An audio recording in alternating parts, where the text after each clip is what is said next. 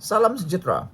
Terima kasih kena bersama dengan saya di Nazaling Unity Channel. Baru-baru ini, pengerusi DAP Lim Guan Eng memberi amaran kepada UMNO dan PAS bahwa kerjasama Perhimpunan Solidariti untuk Najib pada 6 Januari depan boleh menimbulkan keraguan terhadap kedudukan parti itu, yaitu UMNO dalam kerajaan perpaduan.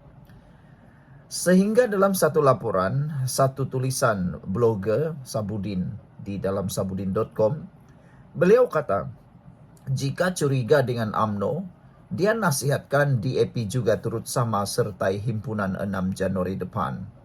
Saya rasa DAP tidak akan sama sekali berhimpun menyertai himpunan ini.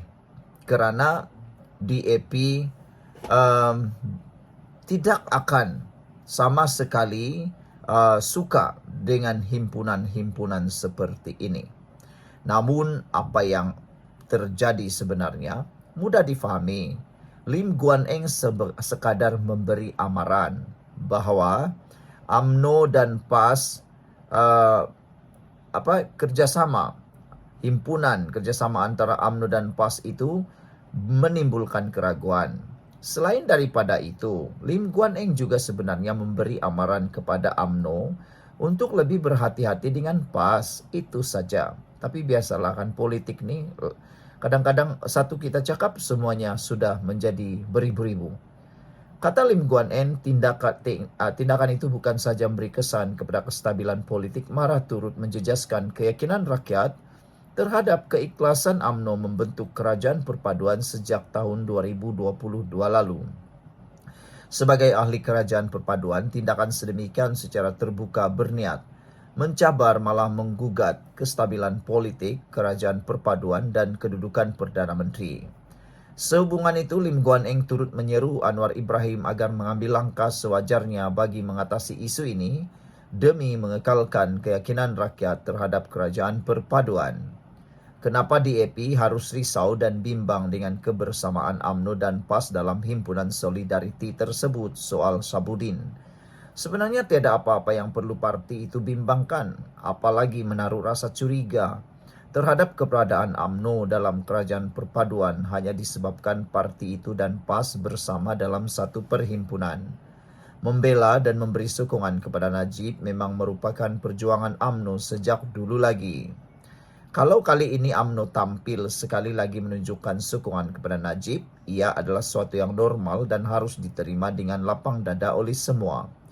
Penyertaan PAS pula dalam himpunan solidariti itu selain mahu Najib diberi keadilan berdasarkan Tita Edendum Agong ke-16 yang membenarkan bekas Perdana Menteri itu diberi tahanan rumah, sokongan parti itu juga ialah berkaitan untuk memelihara keluhuran perlembagaan, kedaulatan undang-undang dan memastikan kemuliaan kedudukan Raja-Raja Melayu dengan segala titah istana tidak sepatutnya disembunyikan.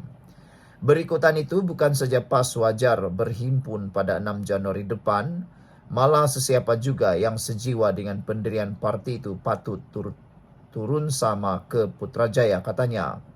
Hakikatnya tindakan kerajaan berdolak-dalik dan menyembunyikan titah edendum itu sehingga Najib terpaksa membawa kes ke mahkamah untuk pengesahan adalah duluan yang sangat membimbangkan serta tidak boleh dibiarkan berulang lagi di masa depan. Mereka yang sayangkan masa depan negara ini seharusnya tidak berfikir dua kali untuk turut sama berhimpun di istana kehakiman Putrajaya, kata Sabudin. Jika UMNO dan PAS boleh mengumpul kehadiran sehingga 15,000 atau 20,000 ialah petanda baik kepada masa depan negara ini, katanya lagi. Ia menunjukkan masih ramai yang sanggup untuk bangun mempertahankan apa-apa kecurigaan oleh pemerintah berkaitan kedaulatan undang-undang, keluhuran perlembagaan dan kemuliaan Raja-Raja Melayu, katanya lagi. Yang bahaya kepada masa depan negara jika semua orang tidak kisah dan mengambil sikap tak mengapa. Seterusnya kekal memilih untuk terus mengampu pemerintah saja. Cumanya, jika DAP masih curiga dan tak percaya terhadap UMNO kerana ternampak sudah mula mahu bersama dengan PAS, parti itu sebaiknya memilih untuk turut sama bersolidariti pada 6 Januari depan. Jika DAP dapat turun sama, pasti mereka tidak curiga lagi kepada UMNO. Dengan turut serta dalam himpunan itu nanti, Anwar juga tidak perlu susah payah lagi untuk mengekalkan keyakinan rakyat kepada kerajaan perpaduan. Walaupun DAP ada 40 kerusi parlimen, kalau mereka dapat hantar 1,000 orang ke himpunan Solidarity pada 6 Januari nanti pun sudah dikira lebih daripada memadai. Janganlah Lim bising-bising mengomel lagi pasal UMNO. Sebaliknya, mulailah kumpul orang dari sekarang, kata Sabudin.com. Haha, sedikit-sedikit lama-lama jadi DAP, kata netizen. Sekian dulu untuk kali ini. Jangan lupa tinggalkan komen Anda, tekan butang subscribe. Salam sejahtera, terima kasih karena bersama dengan saya di Nazlin Unity Channel. Ribuan ahli kononnya akan dikerah turun himpunan bela Najib. Menjadi persoalan sekarang ini di media sosial ialah seakan-akan Najib kini jadi hero. Hairan juga lah kan. Najib didapati bersalah oleh mahkamah atas kes SRC Internasional, didenda dan dihukum penjara. Ada satu laporan baru-baru ini menulis, adakah Najib yang akan menjadi penyatu kepada 3 buah parti Melayu Islam, yaitu Bersatu, PAS, dan UMNO? Adakah tiba-tiba Najib pula akan jadi hero? Yang ini memang betul-betul lucu, pelik, tapi benar. Bayangkanlah, Najib yang selama ini dicerca, Najib yang selama ini dihina, Najib yang selama ini dikutuk, Najib yang selama ini dimaki hamun, akhirnya tiba-tiba pula menjadi hero di dalam berita-berita di dada-dada media massa sekarang ini. Dengan adanya himpunan Solidarity terhadap Najib. Bayangkan saudara, Najib yang sebelum ini ramai rakyat Malaysia menghendaki supaya Najib dipenjarakan, diadili, dihakimi dan sebagainya, termasuk PAS dan Parti Bersatu. Tiba-tiba pula berhimpunlah mereka bersama-sama menunjukkan solidariti terhadap Najib. Namun demikian, yang paling mengejutkan kita, yang pelik tapi benar, ialah penglibatan PAS dalam himpunan itu. Ada yang memang mengejutkan kita kan, macam mana tiba-tiba PAS boleh pula mengambil kesempatan menunggang isu titah edendum Najib.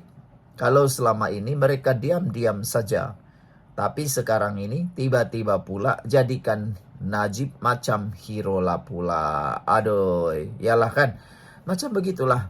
Adakah pada pendapat Anda Najib layak diangkat sebagai hero menyatu padukan PAS, Bersatu dan UMNO?